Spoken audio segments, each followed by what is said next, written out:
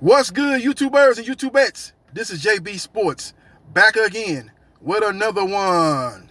Former undisputed heavyweight champion and former undisputed light heavyweight champion Evander Holyfield will once again grace the square circle when he takes on former Mike Tyson conqueror Kevin McBride in a heavyweight battle. That fight will be the co-main event to Teofimo Lopez as he makes his debut on Triller.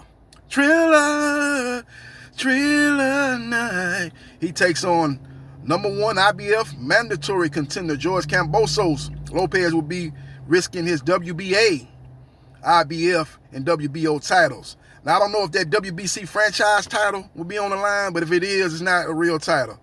The real champion in the WBC is Devin Haney. Hopefully, Lopez, if he's victorious, he takes on Devin Haney. If Devin Haney gets by Jorge Linares and they fight for undisputed at the end of 2021.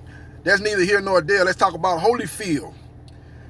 As he was in negotiations with Mike Tyson for the headline of fight on Triller. The Mike Tyson is at odds with Triller management.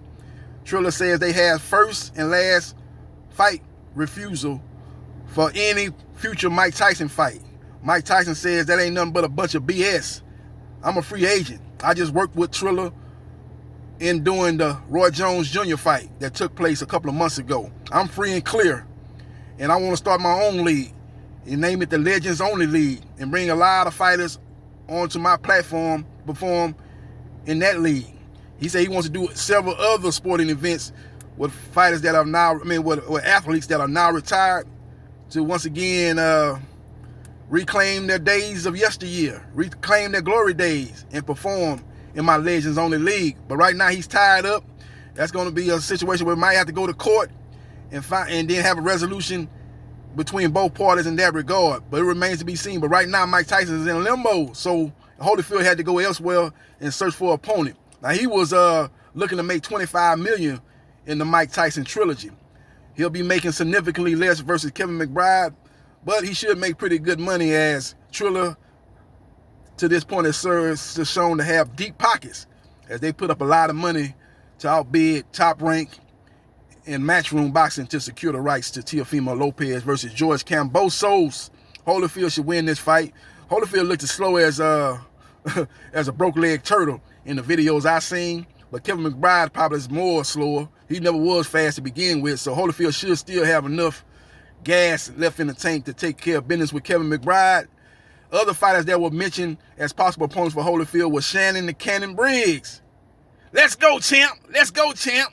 And James Toney. But James Toney, last time I seen him, is grossly out of shape. He's going to have to get himself back into not fighting shape like he was in his prime, but at least get back into decent shape before he thinks about even gracing again the square circle. So we will see what happens and we will see what transpires. But that's just a quick nugget, quick caveat to let you guys know. The news broke actually yesterday. I was going to do a video, but got kind of tied up. But Holyfield has now secured the fight with Kevin McBride. He was looking for bigger fish to fry. You know, he wanted to get the Mike Tyson fight, but Mike Tyson is in limbo right now as he is not able to do anything according to Triller without them having first and last rights of first refusal. So we will see what happens and what transpires in that regard. But Holyfield and McBride will match up. As you know, McBride made Tyson quit on his stool back in, I think it was probably 2009 or 2008. Somewhere in that time frame, somewhere in there, he made him quit. The fight took place in Washington, D.C. I watched that fight. Layla Ali fought on the undercard, and she dispatched her opponent, and she quickly called for a rematch with Jackie Clyde Frazier. You know, you didn't know they fought before, and it was a very close and competitive fight. I believe Layla Ali won a decision, maybe a unanimous decision. It might even been a split decision, but it was a very close and competitive fight. And she called her out once again, but never got the rematch with Clyde Frazier.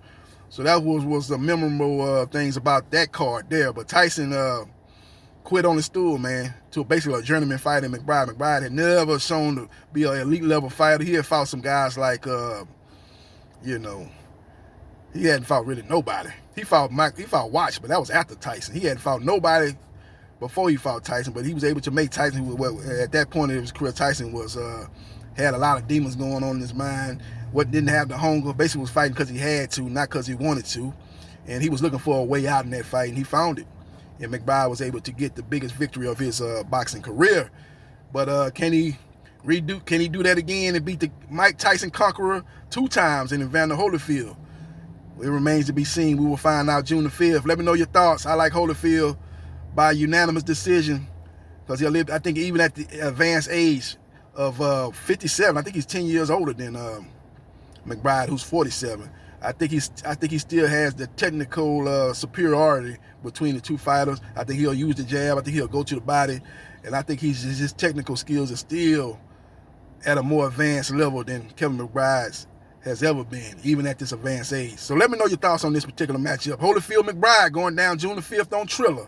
Let me know your thoughts, who you like, and are you disappointed that you ain't going to be able to see Mike Tyson versus Evander Holyfield? Let me know your thoughts and subscribe to JB Sports, the man, the myth, the legend.